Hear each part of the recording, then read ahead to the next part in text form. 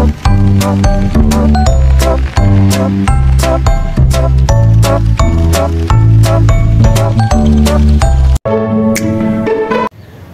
Arba'in Nawawi. Pertama, setiap amal tergantung niatnya. Innamal a'malu binniyat wa innamal likulli imri'in ma nawa. Faman kanat hijratuhu ilallahi wa rasuli fahijratuhu ilallahi wa rasuli.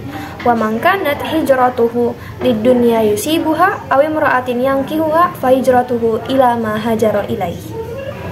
Artinya, sesungguhnya segala amal perbuatan itu tergantung pada niatnya. Dan sesungguhnya bagi setiap orang akan dibalas berdasarkan apa yang diniatkannya.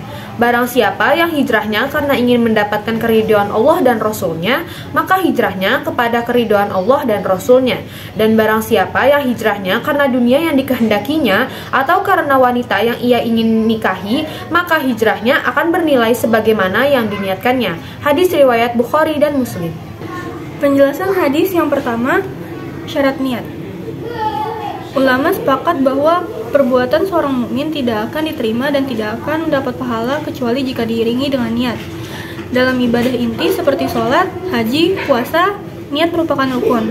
Karenanya ibadah-ibadah tersebut tidak sah kecuali diiringi dengan niat. Adapun dalam ibadah yang merupakan sarana dari ibadah inti seperti wudu dan mandi, ada perbedaan pendapat di kalangan ulama.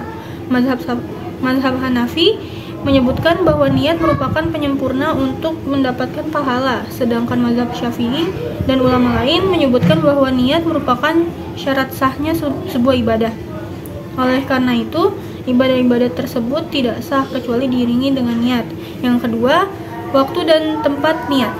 Waktu niat adalah di awal ibadah, seperti takbiratul ihram untuk sholat dan ihram untuk haji, sedangkan puasa maka diperbolehkan sebelumnya karena untuk mengetahui masuknya waktu subuh secara tepat cukup sulit.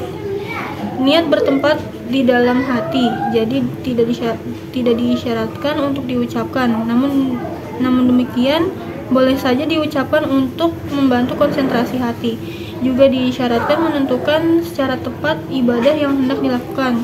Jadi tidak cukup hanya dengan berniat untuk melakukan sholat secara umum, namun harus ditentukan sholat zuhur atau asar atau lainnya. Lalu penjelasan yang ketiga, keharusan hijrah. Hijrah dari negeri kafir ke negeri Islam adalah wajib bagi seorang muslim jika ia tidak bisa melakukan ajaran Islam dengan terang-terangan. Hukum ini berlaku secara umum dan tidak dibatasi oleh waktu tertentu. Sedangkan hadis yang mengatakan tidak ada hijrah setelah Fatu Mekah, maka yang dimaksud adalah tidak ada hijrah dari Mekah setelah peristiwa Fatu Mekah karena Mekah sudah menjadi negeri Islam. Kata hijrah juga digunakan untuk hal-hal yang dilarang oleh Allah. Orang yang menjauhi hal-hal yang dilarang oleh Allah disebut muhajir. Yang keempat, orang yang berniat melakukan kebaikan, namun karena satu atau hal lain, misalnya sakit parah ataupun meninggal dunia, sehingga ia tidak bisa melaksanakannya, maka ia tetap akan mendapatkan pahala.